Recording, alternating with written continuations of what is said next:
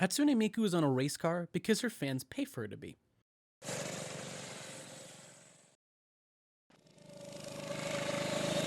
Okay, I'll elaborate. Hatsune Miku is the character featured on the livery of the Goodsmile Racing team, who, every year, commission a new design of synthesizer software mascot Hatsune Miku. Fans of Hatsune Miku buy merch of this new design, including shirts, hats, and figures, and that funds the Goodsmile Racing team. When they got their start in 2008, that was a pretty rare sight.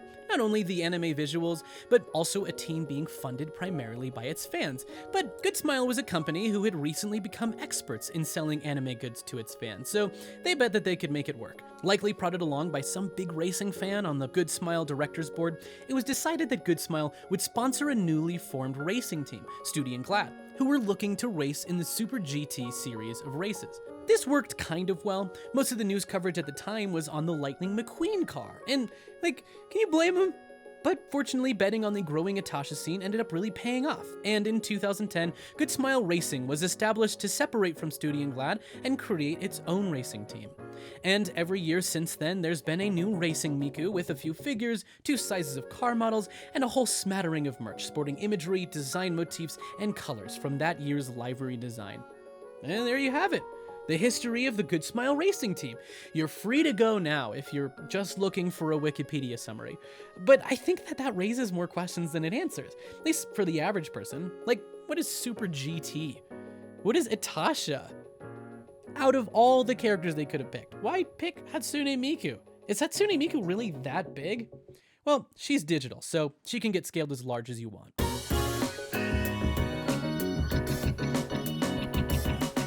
If the internet excels at one thing, it's treading water in copyright gray areas. At no point in human history has there been more access for individual people to make money off of already established intellectual properties. A law-held future where people could, individually, without a publisher, make copyrightable media. What I'm saying is that there's no way James Madison could have even imagined Mickey Mouse smut. Of course, now we found ourselves with an entire internet balanced on the razor's edge of legal technicalities. But for a while, it was the wild, wild west. People weren't sure if the internet was just going to be a fad or not. And as they spent their sweet time deciding, the computer fans of middle school laptops across the world whirred away under the incredible power of Windows Movie Maker and a couple Google image searches. Anime music videos. They're not the only thing that fans of anime made, but they were the most accessible. They're a shorter time commitment than a full fanfiction novella, so people were more willing to watch them and show them to their friends. And they take less effort to make than a fully blown fan animation, so served as a great entry point into making fanworks. But you've seen them before. They're the fan internet's equivalent of basketball sizzle reels. You might see them as cringy or as cool, or a really contrarian combination of both, but they were vital in fostering the act of making things for the sake of fandom. It's not hard to trace a path from anime music videos to fan cams.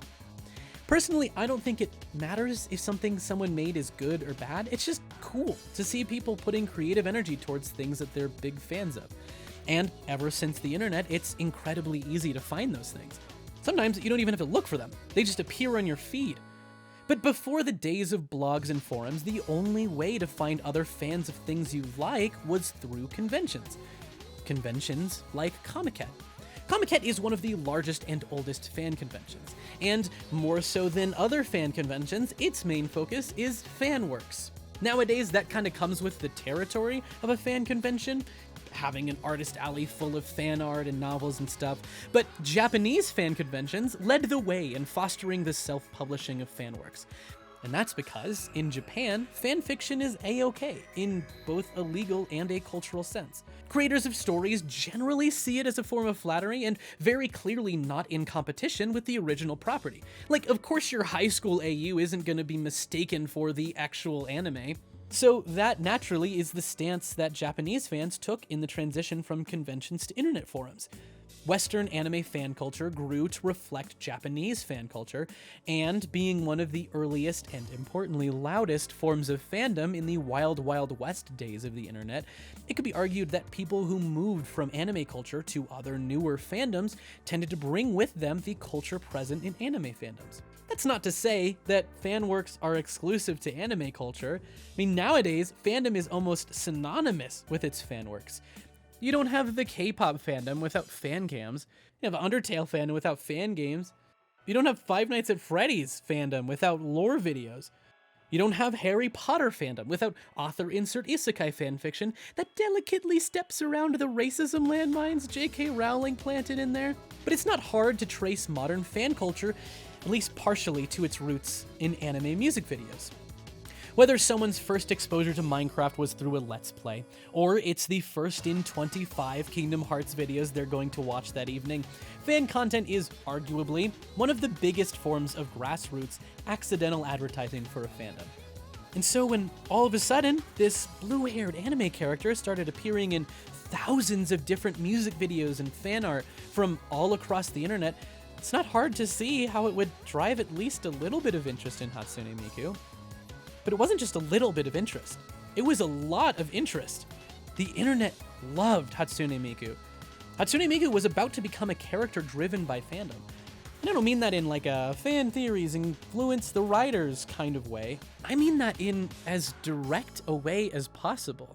Hatsune Miku is in the Creative Commons. In 2007, Krypton Future Media released a vocal synthesis software, built using Yamaha's already existing Vocaloid technology. This was to be the first in a series of character-oriented vocal synthesis engines, with marketing efforts initially only focused towards professional musicians. But when a magazine that included a Miku demo disc kept selling out, it started to dawn on them the true power that Hatsune Miku had. Because Krypton Future Media just attached a fandom-worthy character to a tool for making fan content. That's like including a stone with every purchase of 2 birds. And that fandom worthiness was in no small part thanks to Hatsune Miku's character designer, Kei.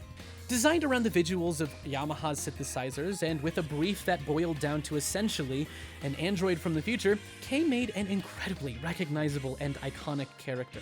According to a 2007 interview, while there was a lot of back and forth over Miku's design, the general silhouette was decided early on, those iconic twin tails. She was designed purposefully as a blank slate to make room for fan interpretations, so they actually scaled back plans for an official story or more grandiose design choices, choosing instead to release only simple biographical information. Miku's creators knew that Miku was going to thrive the most when they supported and accepted the fan community with open arms. It also helps that she's, again, a synthesizer. It would be weird if Korg just pretended that the music that their customers made didn't exist. But Krypton would, over the next couple years, take it many steps further, with the creation of a Miku-oriented sharing platform called PiaPro, the official licensing of fan-made Miku songs, and an incredibly open character usage license, leading the way for the self-published fan content monsoon that was about to happen. And in the first full circle moment of the video, Kei's first big break happened at Comiket 2004. So timed perfectly with an explosion of otaku culture in America, as copyright holders fought YouTube and LimeWire, Krypton gave creative internet users the keys to a shiny new car, and they ran with it, drove with it. She was versatile. Within a year, over 30,000 songs were made with Miku. She was fan-driven. There was no source material. Fan content was the material. She was accessible. Just 6 months after her release, a free tool called Miku Miku Dance made it incredibly easy for anyone to make a 3D animated music video. She was cute and self-explanatory.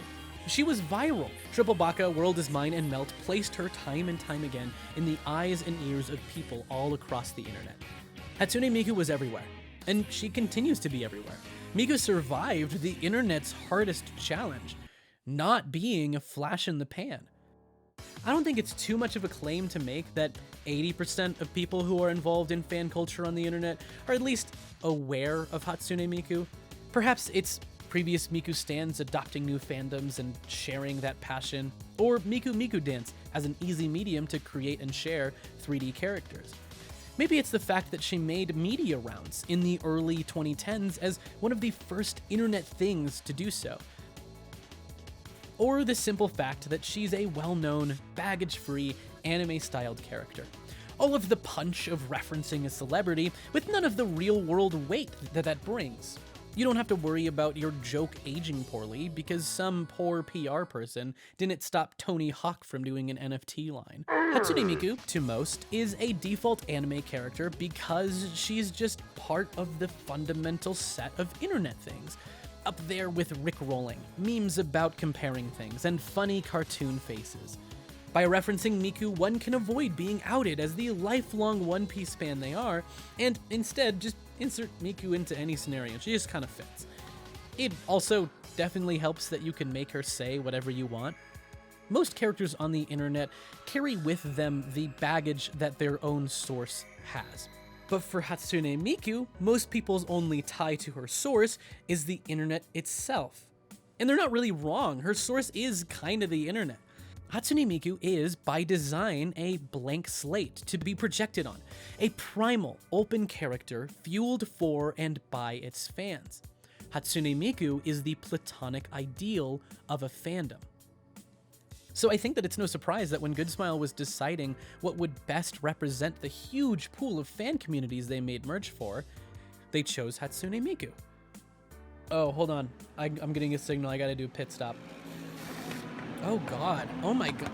How long was I talking about Hatsune Miku for? Let me know when I'm doing that. You have to stop me. I will talk forever about Hatsune Miku. Okay, let's talk about the second part of the equation, the car. So, coming into this video, I had no idea practically anything about motorsports or cars or what have you. So I want to try and get you up to speed to where I am on what SuperGT is. SuperGT is the racing series that Goodsmile Racing is in, and it's pretty different than most other motorsports. It's designed from the bottom up to be more of an exciting event than a pure numbers competition. It's designed to use more common, affordable car parts, so teams can't just outspend each other. That sounds like a dig on other racing competitions. I don't really know car words to make it not sound like that. Well, maybe this can help us. Look at this.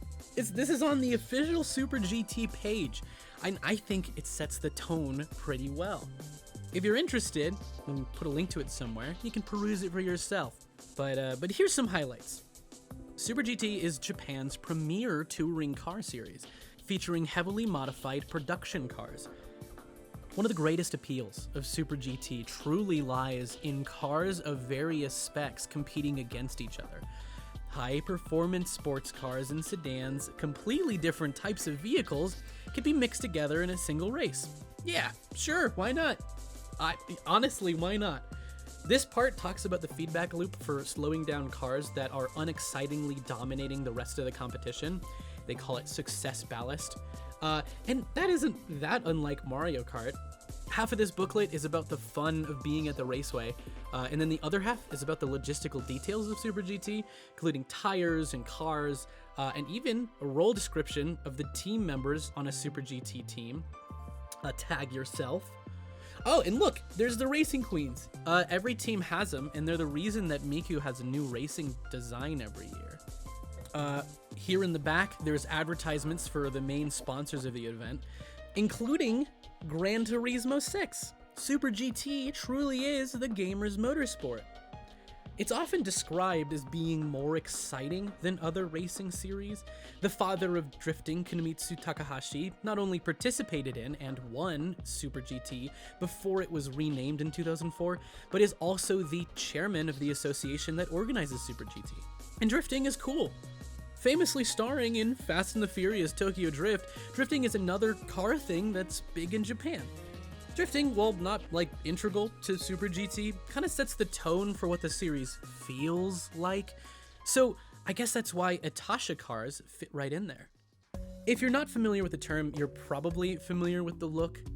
Atasha is the act of putting anime stickers on your car. Usually it's more talking about the full commitment of wrapping the entire car, but sometimes it's more generally just anyone who puts things they're fans of on their car. The scene used to mainly be in Japan, but nowadays it's not uncommon to see a Sailor Moon sedan or a One Piece car. Usually they're made fun of because, haha, anime girl, no life. But they don't really care. They didn't wrap their car for you. It's the peak of personal expression. It's the bold acceptance of, and by proxy, removal of, embarrassment. Wearing on your sleeve that the things you're a fan of is what makes you an individual. It's also expensive as Attach isn't really for the traditional car tuner. After all, it's a multi-$1,000 investment in your car that doesn't gain any performance or speed improvements. But in motorsports, wrapping your car with a sponsor's imagery can actually gain you a good chunk of change to put towards performance improvements. So in the natural progression of outperforming your competitors, we began to see car wraps move from individual car company logos to eye-catching, conversation-starting, Taylor Swift on a car full body wraps. And so in Japan, where Atasha is a little bit more common, and thanks in part to SuperGT, but more largely thanks to the general culture around there, Atasha wraps started to look a little bit more like Racecar wraps, Racecar wraps started to look a little bit more like Atasha wraps, until all of a sudden, what's that? Goodsmile's got a Hatsune Miku Atasha. Atasha is a community you introduce yourself into the moment you wrap your car and finger gun acknowledge the guy across the parking lot with a Guargura wrap. It's the community you envelop yourself in the moment you take part in the age-old tradition of bringing your car to a car show. Only this time, it's with other Atasha enthusiasts. It's a mixing pot of fandoms, all unified by one interest. It's meta-fandom. So it's just poetically perfect, isn't it, that Hatsune Miku would end up Atasha'd on a car? I mean, Hatsune Miku, who's an incredibly accessible character by and for fans, wrapped in Atasha styling, a movement by the world's most unabashed fans, in a race which is designed from the ground up to be accessible. So really, the question is, why isn't Hatsune Miku on a car? Hatsune Miku is a marketing tool that took the world by storm. But thanks to incredibly passionate fans and creatives, she transformed into a symbol of creativity, a voice for the people. And the Goodsmile Racing team stands as a testament to the versatility she has as a character, and the power that fostering fandom can have in a world filled with copyright nickel and diming. I forgot even to mention that Goodsmile Racing is the second most successful team in the history of the GT300 class. In just a couple years, they snagged a championship title, and after an unprecedented 2 additional wins, they settled in as a genuinely formidable team. That's the power of Hatsune Miku, baby! That's her! That's Hatsune Miku! And also the drivers and team behind Goodsmile Racing. They might have something to do with it. They might be the ones who actually won the race. Who's to say? Hatsune Miku proves time and time again that she's not going anywhere. Or rather, fans of Miku, both participating and passive, prove that she's not going anywhere. Look no further than VTubers and Hyperpop for the impact she continues to make on the internet. A race car is just one of the many contexts that Hatsune Miku finds herself in. A meeting of topics which on the surface don't seem related, but on further inspection are much more related than you'd think, especially with an idea as far-reaching as Hatsune Miku. Hatsune Miku is on a race car because her fans wouldn't have it any other way. Hey, that's the end of the video! Thanks so much to my patrons, to Joy and to Double Nig and to everyone else who joins me over on Twitch. I really appreciate you guys sticking it out with me as I try and figure out where I'm headed with the video stuff. If you want to watch me unbox the Miku figure in this video, you can click here. And that's my second channel where I upload more often. So if you want to go there, you can go there as well. Okay, bye.